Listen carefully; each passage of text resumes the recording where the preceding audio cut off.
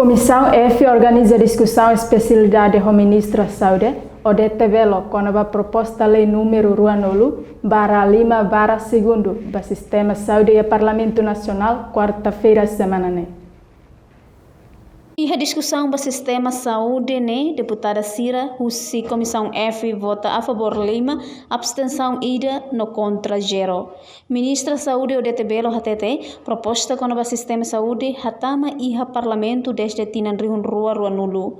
No proposta ruane, foi levanta tang iha plenária semana rua liuba.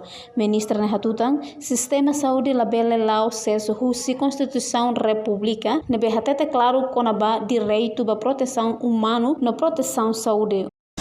A mim pela vez lá o acesso sim, a Constituição não bem aqui, a Constituição até claro que restringe a minha direito também tem que declarar o lei estado de emergência.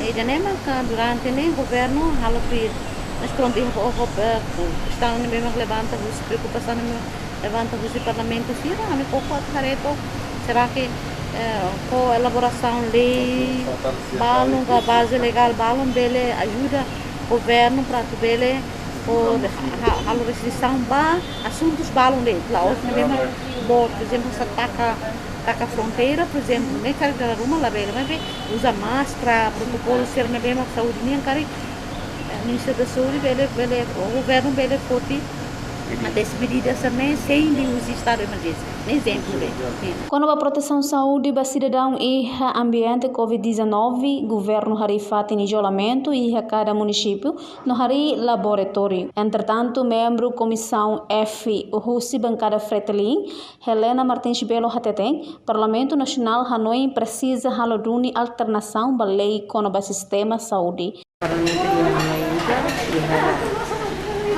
Período de discussão especialidade vale sistema de saúde atu hare vai artigo 10 da 11 nede iha alteração rumah atu bele bo vi vai a parte governo atu bele executa quando vai virar moço pandemia nede ita diuda tamane ma corazão ainda nem mapa Reportagem de Dirce Arrojo, Tindi Soares, Televisão Timor Post.